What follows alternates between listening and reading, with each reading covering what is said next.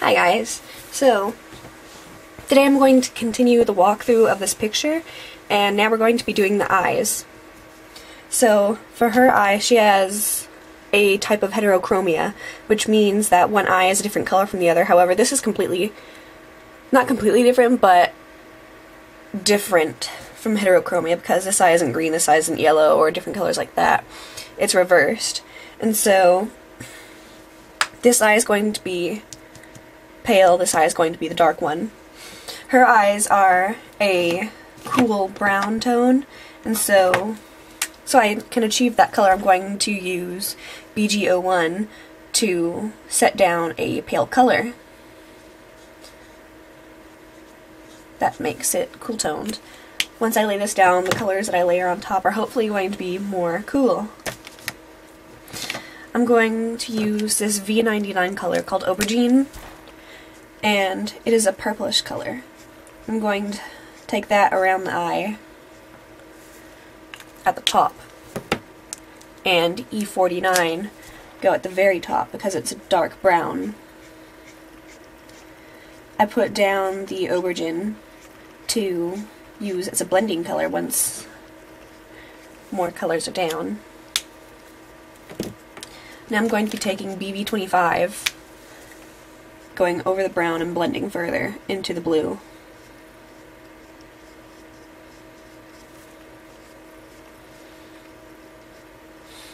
Eyes are probably my favorite thing to draw, and even though they aren't extremely detailed, they can show the emotion of a picture. So, because if you just took the eyes out of this one, she would just be a regular girl, but once you put them in, she's shocked. Now I'm taking a lighter version, this is BB23, and blending even further. Notice how at the top it's the darkest and it fades as it goes down. However, I do line the bottom. It feels so professional. Now I'm going in with the blue again to blend this all together. Since the eyes are fairly small, you can layer colors to get the darkness that you would like.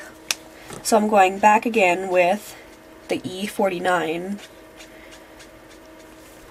and this time I'm filling in the little circle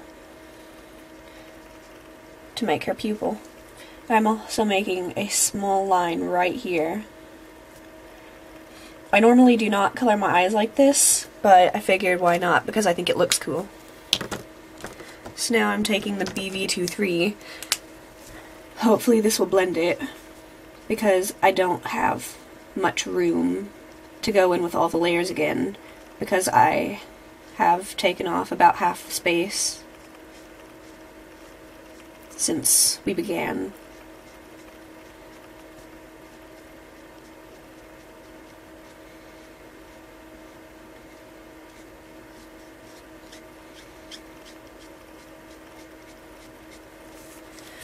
And so you see, as you blend, the color gets lighter again. Oh, that sounded so cool again. I don't normally say it like that though, sorry.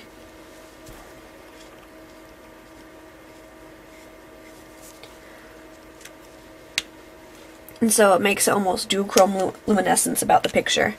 I'm going to take the BG01 again and blend this little bit in the center. And take it up around the pupil. And a bit down here. Isn't that cool? Okay, so that side is done. We're going to do this side now. This side's lighter. I don't know how I'm going to do it exactly, but I can try. I forgot to grab colors, so I'm going to select a few right now. I want to keep this side light, so I'm not going to be using very many colors. Mainly just pale purples and blues. I'm going to take BV20. It is the most purple color I have picked out so far, and I'm going over the top.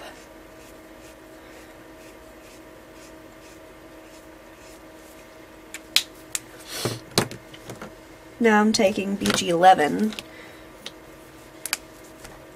and I'm going on top of that and blending downwards.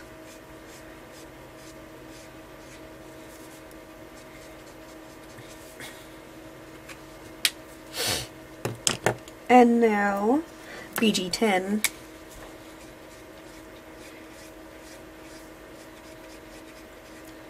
I really hope that telling you colors is actually helping a bit, because there is very little difference in these.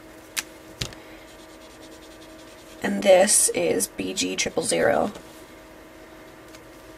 It's not exactly as shaded as I would like it to be, so I'm picking up BB23 that we used on the other eye.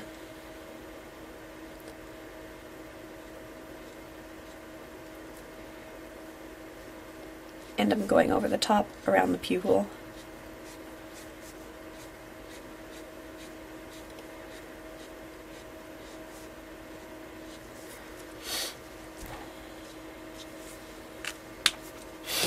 I'm taking BG11 to blend again.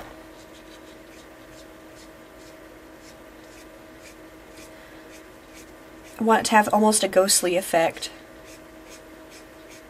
So I'm trying to keep it not blue, but I don't know if it's exactly going to turn out not blue because most colors are blue, so.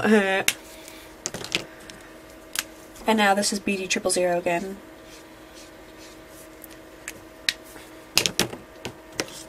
I'm going to take BB23 and make the small lines like I did in the other picture.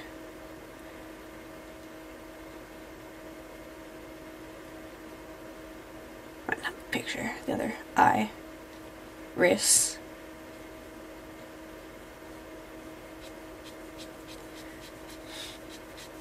I'm going to take it up even more.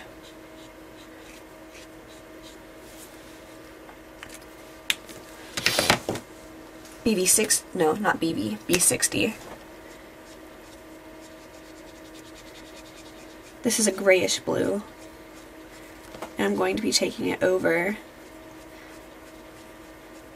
the shadow up here to blend. One thing that you'll figure out fairly early into copics is that it's very repetitive. You just layer colors and blend it, layer colors and blend it. But personally, I think the more you layer, the better the picture turns out, unless you worked too slow and then the ink dried. That is where my only trouble comes in.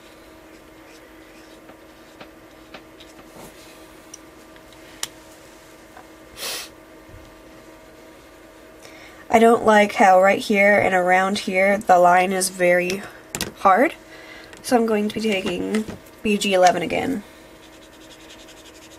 and going over it to blend into the blue.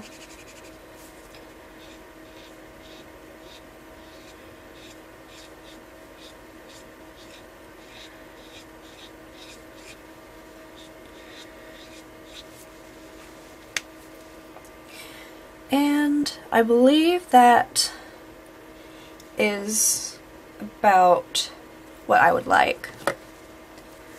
Now I'm going to fill in the circle with that just gently and take BG11 again and fill it, because I don't want it to be very dark. I want it to be almost like she's blind in that eye. And so now I'm going to be coloring the whites of the eyes. I like to take the whites fairly dark, and so I'm going to use C7. This is a cool toned color. And I'm going to the top of the eye and a bit on the other side, because this is the side with most shade, and so this is going to be the side with the least amount of light.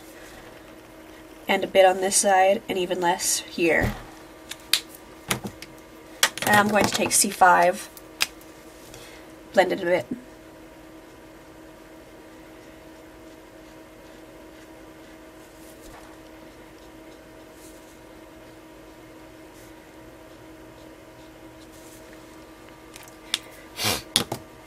And I'm not liking how gray it's turning out, so I want to use a color. I think I'm going to use either a yellow or a purple. So I'm going to take Y11. It's the lightest yellow I have, and I'm going to go over this just to give a bit of a hint of yellow and not be in your face.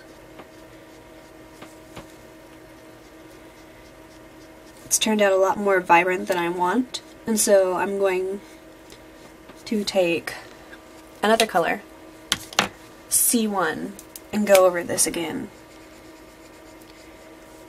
So now it will mute the yellow a bit, while you still see it peeking out from underneath the color.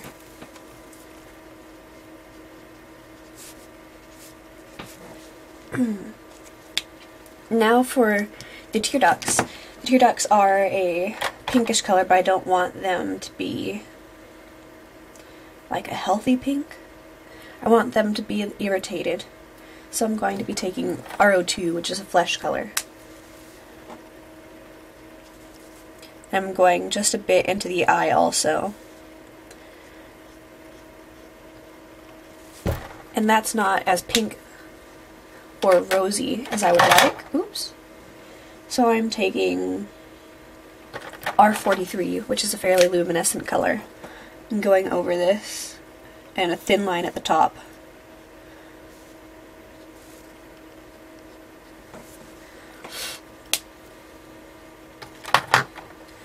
And I don't think I'm going to blend because it looks fairly nice.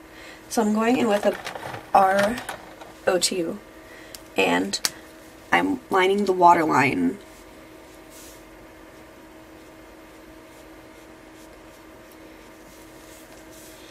This side looks okay, this side's definitely not as good as I would like, so I'm taking the R43 again and just going over it.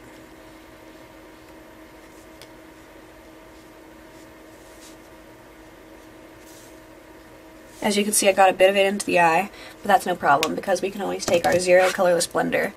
I'm going to flip up the page a bit so I can make sure that there's nothing on it so I don't alter the color. And I'm going to go over it just a bit in the shape of the highlight at the bottom of the eye that I would like. And it's slowly but surely diluting the color to where it's less obvious. I'm going to go around the pupil also.